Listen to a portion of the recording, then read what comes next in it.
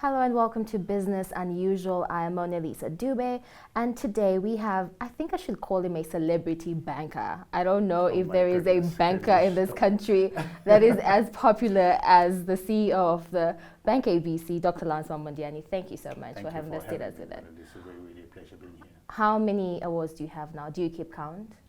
No, you know what? We don't count yesterday's manner. Okay. Forget about the awards from yesterday. We're always about the future. What can we do to improve whatever we do? If the awards come, let them come. But you know, we never stop to celebrate awards, and we appreciate all of them for coming. But our preoccupation is always the future, and like I said, not yesterday's manner. Right. And you said on a different platform, on different interviews that you've had, that when you were in school, you were not like the brightest kid in the room. But here you are running a whole bank. And one of my producer was saying that you're sort of like a magician. Everywhere you go, everything turns gold. So what is the secret? What do you think what has been the transition for you that has made you this banker of note that you are today? I tell you what, I still stand by the statement. I've never been the brightest growing up in the school, and I don't make any apologies, because it is what it is. You have to realize what your limitations are. And I think one of the things I realized early at school is that I was not naturally intelligent. I had to supplement that with a lot of hard work. And I always say this statement that you know, you can outsmart me, but you can never outwork me. I will always compensate for what I lack in other areas by making sure that I compensate with a lot more hard work. And you're asking me if there is if I'm a Houdini, perhaps I am, but I think that the only distinction, Mona Lisa, is I'm passionate about what I do, and I believe that passion always carries you over anything else. So whatever comes, I think, is a result of passion. So it's a combination of hard work, passion, and what else do you put in the recipe? I think also a daring spirit. I've always had a daring spirit. I love trying something new. I love doing things on the edge, and I also believe that sometimes we are stifled by conventionalism, right? We want to stay in the way that we have done things 40, 20 years ago. And I believe in challenging convention and in making sure that we are making ourselves better, whether personally or professionally, because we are trying to do things better, more efficiently, and perhaps smarter than our parents used to. We can't be running businesses and companies in exactly the same way that you know, our fathers used to go into a factory. Right. You know, I say this statement when I was speaking to Global Shapers the other day, that I want to lead and to be a part of a company that my daughter will be proud to walk into and become a part of, and not walk into a stale organization that is still relevant for the 20th century. And I think we all have to mutate, we all have to do better. Right. And you were abroad for a number of years before coming back home in Zimbabwe, and you also work in the banking sector there. What would you say is a major difference between banking in that part of the world and how we do banking here? Are we catching up? Are we behind? How would you rate it? You'd be surprised that Zimbabwe and Africa in general is way ahead of markets in Europe and in the Americas. Yes, a lot more stabler, much bigger institutions in the first world. But what I tend to find is that as far as innovation is concerned, as far as just doing new exciting things is concerned, Africa and Zimbabwe in general is way ahead of. You know, if I were to give you an example, in America right now they're still using checks, and they're still using you know, the old mark stripe cards. You know, what other part of the world do you know that is still using checks? So one of the things that you see in European countries or in the Americas is that there is a very entrenched legacy system that is so difficult to replace. And because we were coming in much later, we were able to leapfrog, and almost like the same story of the cell phone, right? We didn't have as many, you know, ways of communicating, and we leapfrogged from having a telephony that is actually fixed to the cell phone, and our progression was much faster. It's exactly the same thing with banking. If you were to go to the US or to the UK, I can tell you they probably don't know what USSD is.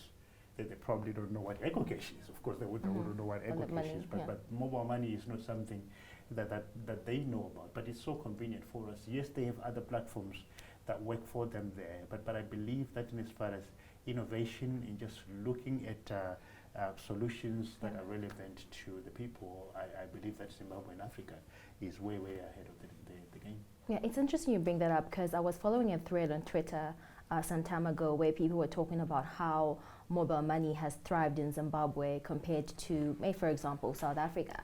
And one of the commentators or the people that were experts on that thread was saying that it could be because as Zimbabwe we don't have as stricter regulations in the banking sector. Would that be true? No, I don't agree. I don't think it's an issue of regulation. I actually think that my view on mobile money and the reason it's succeeded here and it will never succeed in South Africa is that I believe that the development of a mobile money platform is inversely related to the development of the banking sector in that country. So you see that countries that have really established and well-to-do banking sectors, mobile money will not succeed in those countries.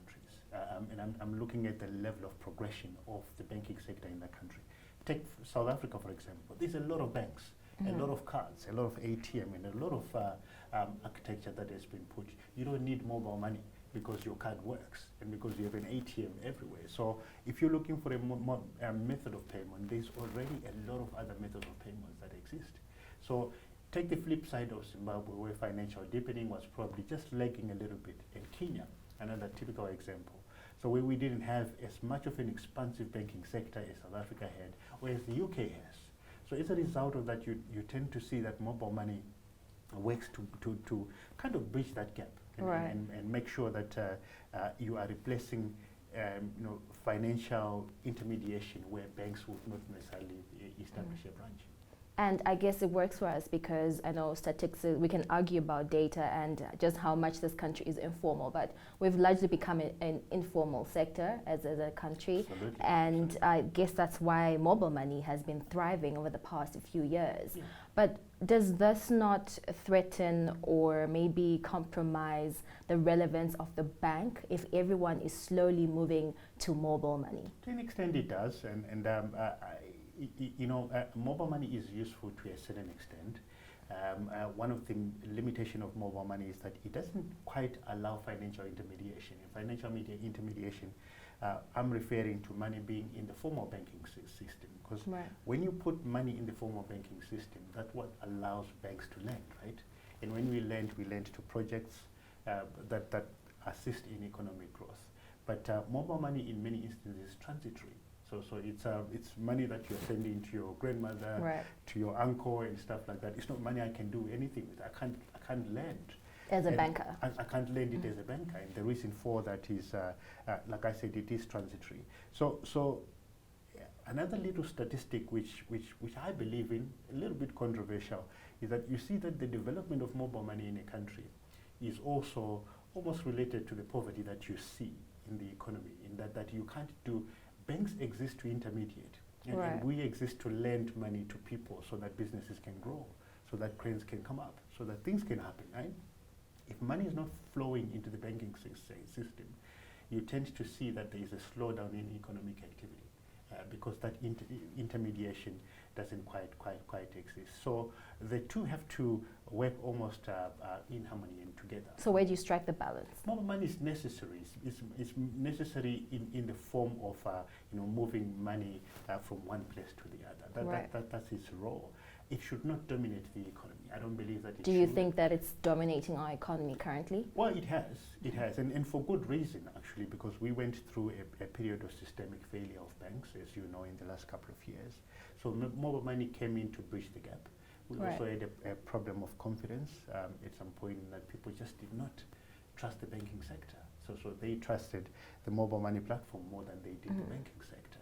So we're going through a mutation, and I believe that as part of that mutation, we need to allow banks to play their role, which is intermediation of. So how do you strike the balance then? How do you strike the balance? Because there are, I don't know what the latest statistics are, but as of around 2018, the RBZ estimates that there are about 60% people that were unbanked in this country. So how do you strike that balance to say, okay, they're looking for convenience and they go to mobile money, but there is, like you're saying, the intermediary factor of the bank. So where is the balance? How do you strike the balance? It is somewhere in the middle, and I tell you, banks have a lot of work to do to restore confidence. We also have a lot of work to do to make sure that we are accessible to people who are not ordinarily, accessible to us.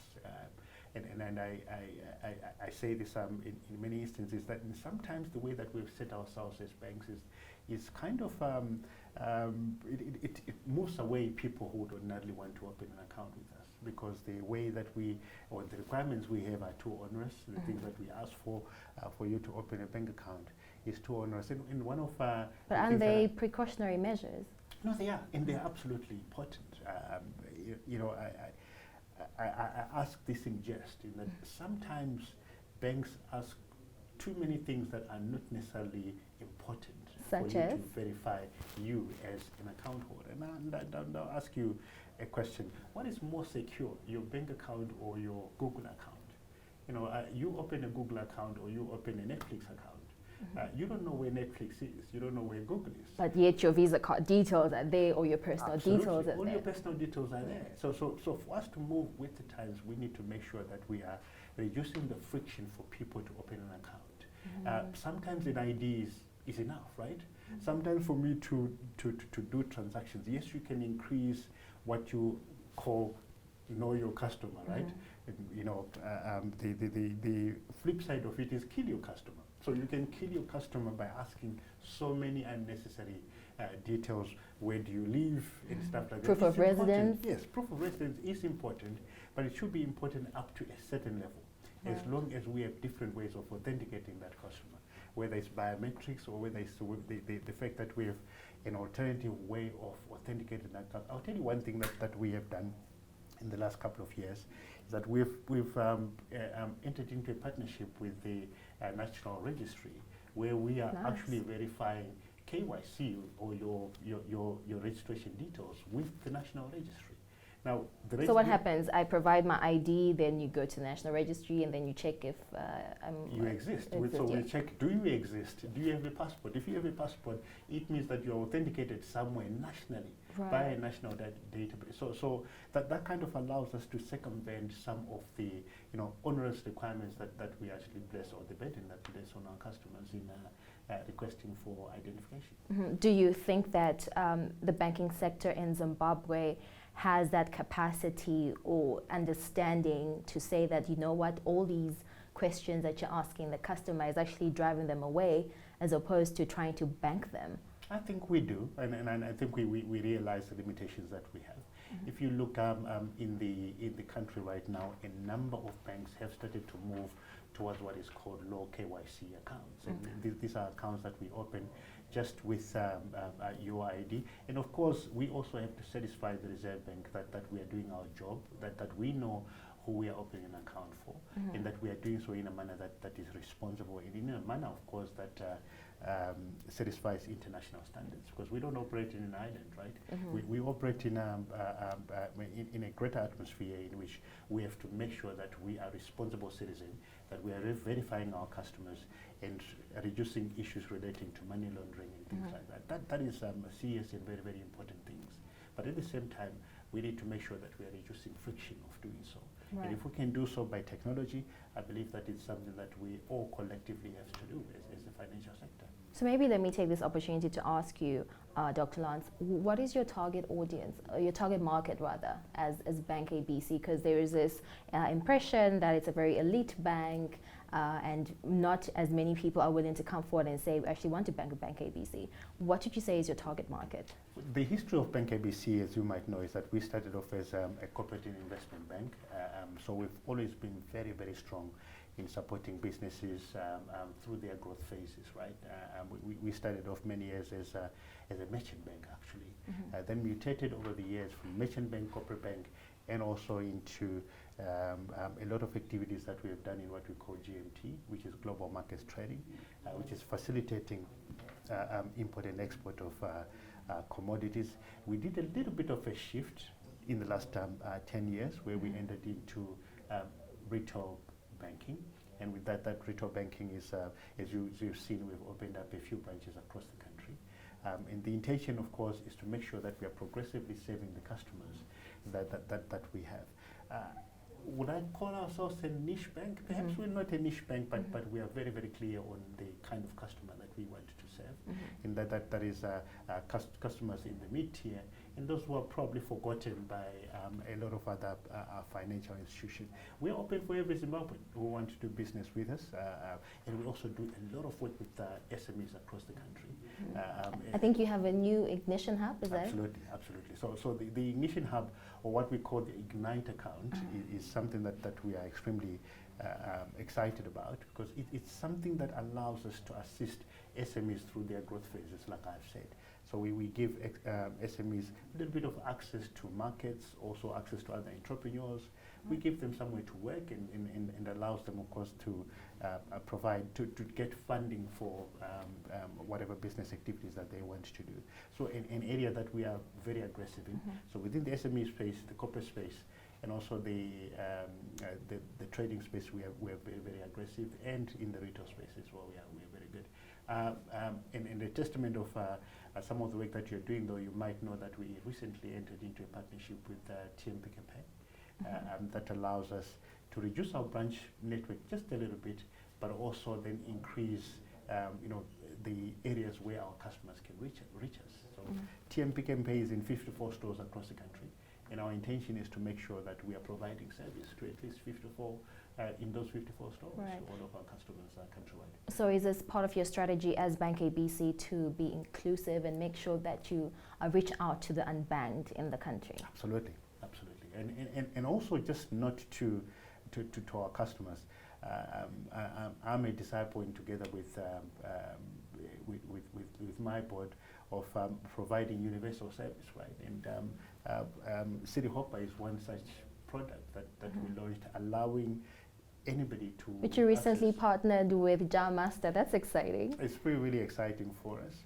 Very, very talented young man, and I think for us, he was a perfect fit for a product like that. How so?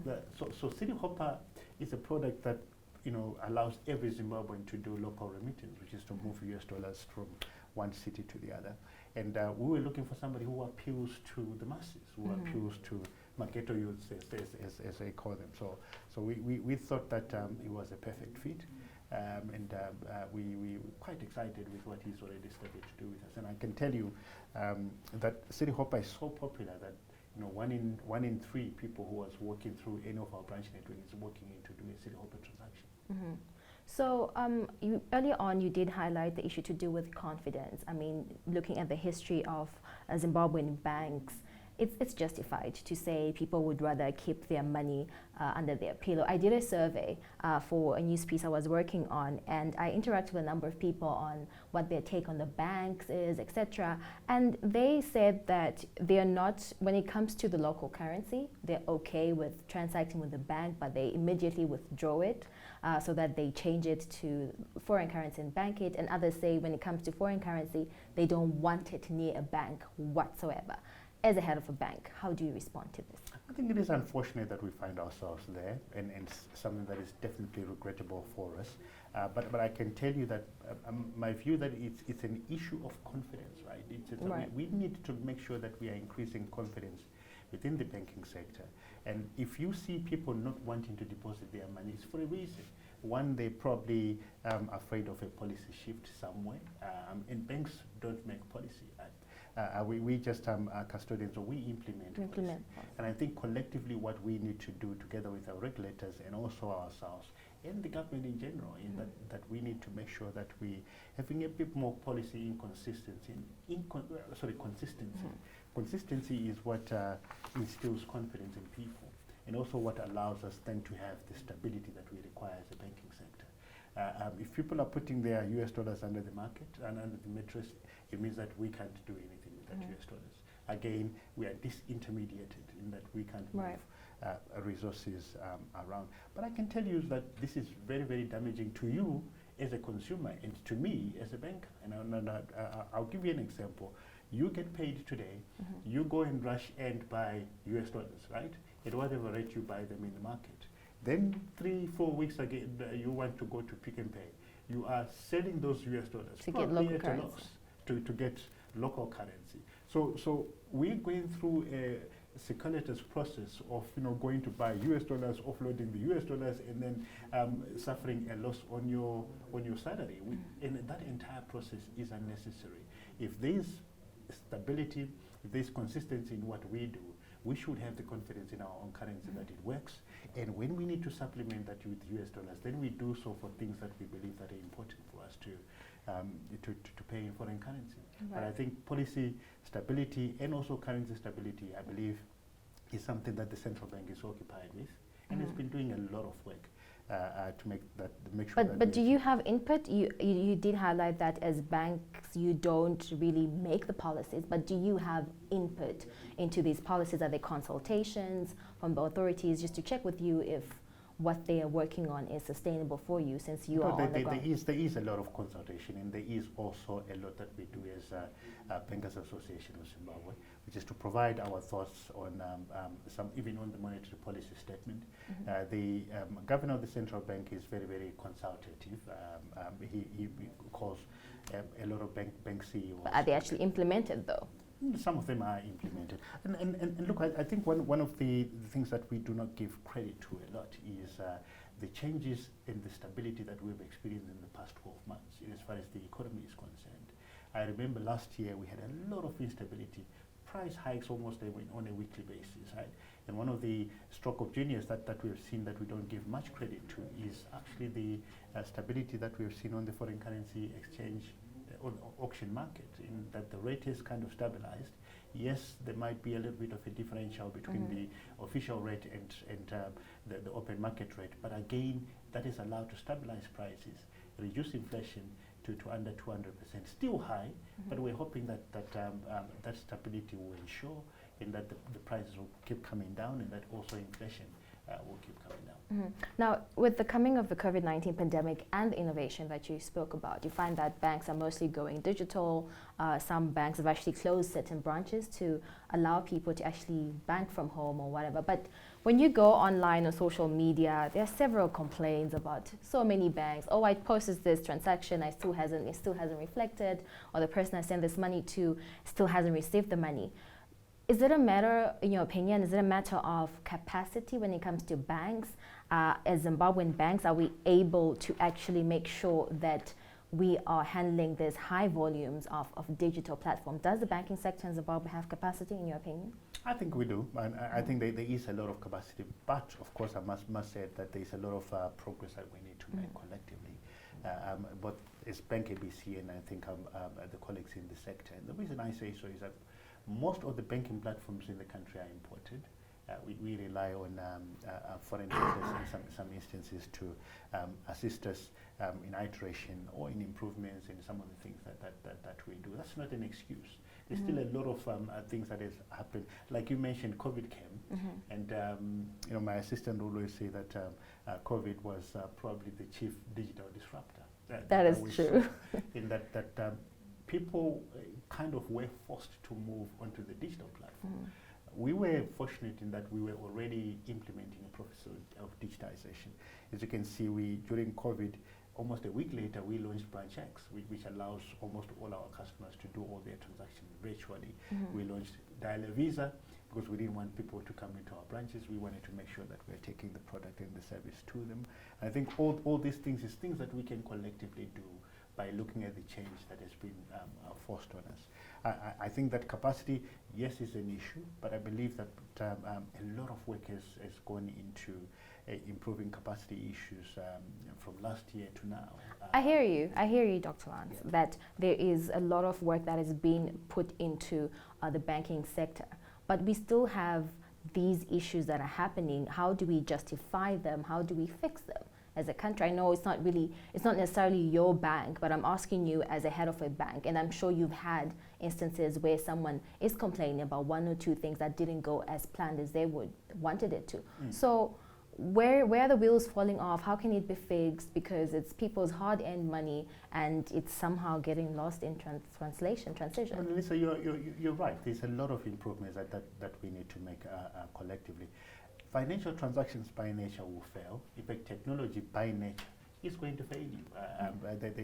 It's not always going to go as planned. I think there's areas where we are going to be lacking. Collectively, what we need to do is to continuously improve on our platforms and our system. You're right. One of the issues that is probably critical is capacity. Right.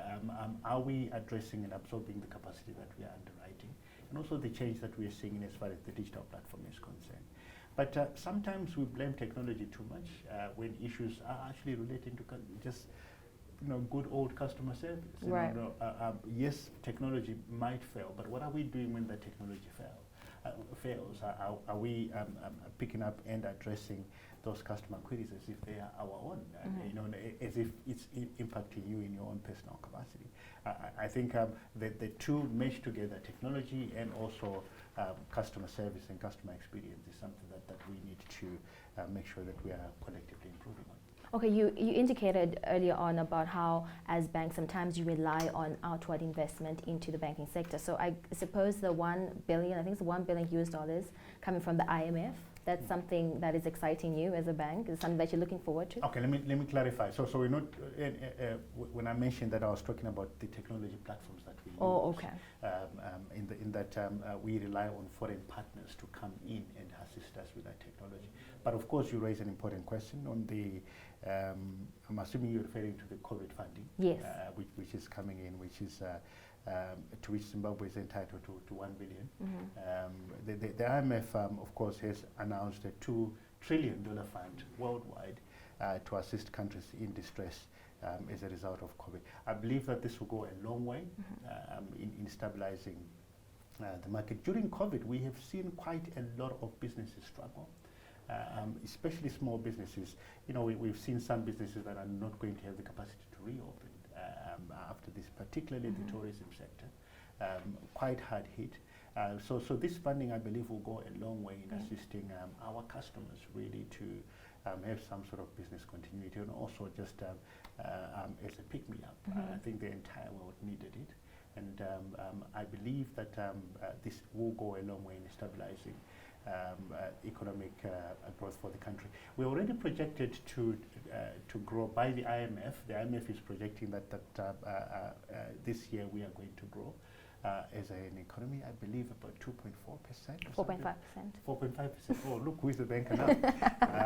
For 4.5%, I got it the other way around. But yes, we are projected to grow, and as a result of that growth, I believe that liquidity coming into the country is going to go a long way in just strengthening the Zimbabwean economy. But speaking of the impact of the COVID-19 pandemic, the banking sector also has not been spared from this.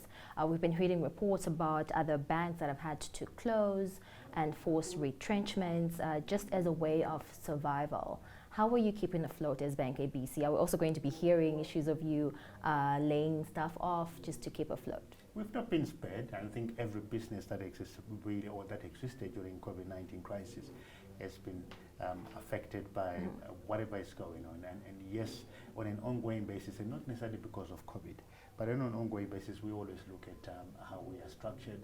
Do we have right people in the right seats? Do we need to tweak something on our business model?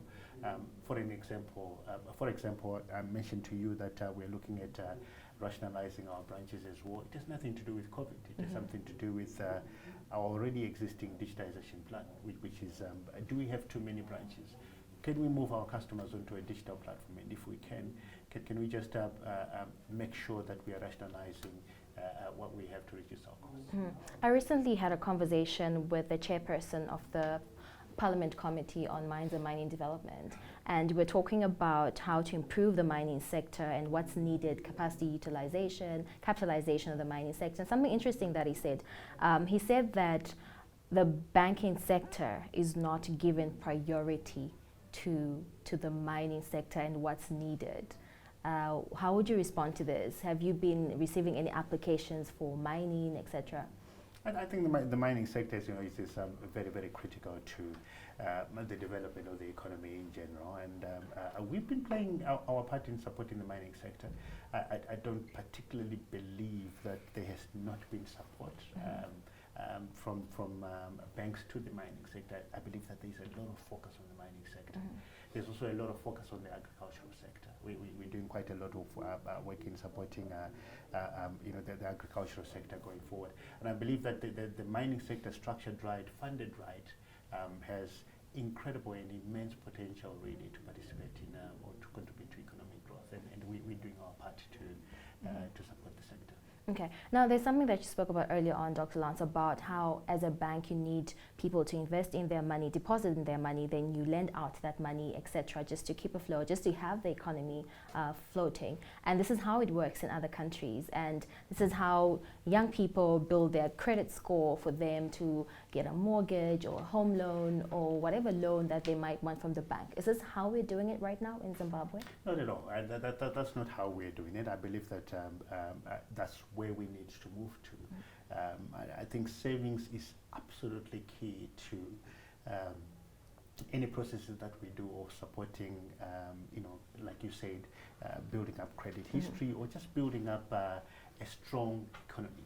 A strong economy is based on how we are structuring our finances as people and also as companies in general. And we're not there. And the reason we're not there is because of a number of issues, Mona Lisa, and some of them is hyperinflation. People don't tend to save much in a hyperinflation environment, which is why addressing inflation is absolutely essential for the country. In hyperinflation, you're thinking of feeding yourself the next day. You're not thinking of saving. You're not thinking about how you're going to take your child to school next year. You're thinking about how you can now. Yes, you're thinking of the now, and that is the problem of hyperinflation, in that it kind of robs us of our future and makes us focus on the present. And I believe that once we address the issue of hyperinflation, we'll start to see saving coming back in. You will remember a few years ago, many of us, our fathers, our mothers, we saw their pensions decimated because of hyperinflation. So that is the fear that people have. So if I were to say the job that is critical and that is probably important for all of us as leaders in the banking sector is to reduce inflation, stabilize our currency, and make sure that we have an economy that is stable, and an economy that allows people to plan for the future. And that's how you see savings coming in, and that's how you see us building a strong and a resilient financial sector that allows all of us to be forward-looking in everything that we do. So as we wrap up, Dr. Lance, how can a young person invest and save in an economy such as Zimbabwe? What sort of advice can you give them? Like you're saying, they want to look into the future, but probably because of economics and how it is right now, how would you advise them? What's the best way of doing it? Well, Elisa, I think there is no doubt that we have a lot of problems and a lot of challenges. But I always say that within our problems and our challenges also lies our greatest opportunities. And sometimes the way we look at a problem is actually the problem, because we tend to focus on the problem itself, and we believe that we can change systemic issues. Systemic issues are very difficult to change. You can want to focus on the bigger picture. Yes, we have a lot of issues. Yes, we have potholes. Yes, we have all these things there. If you're looking at the systemic issues, they're going to make you exhausted. They're going to make you tired.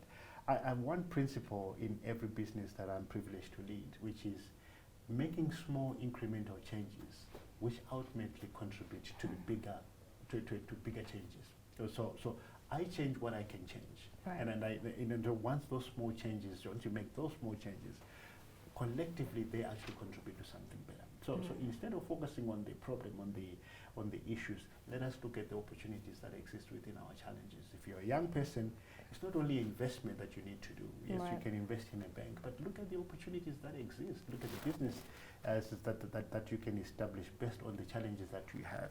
And then I think once we do so and begin to participate and become active participants in our problems, in addressing our problems. Remember what I said, sometimes the way we look at the problem is the problem. Because we are constantly looking at the problem in a way that exhausts us and not in a way that is profitable to us.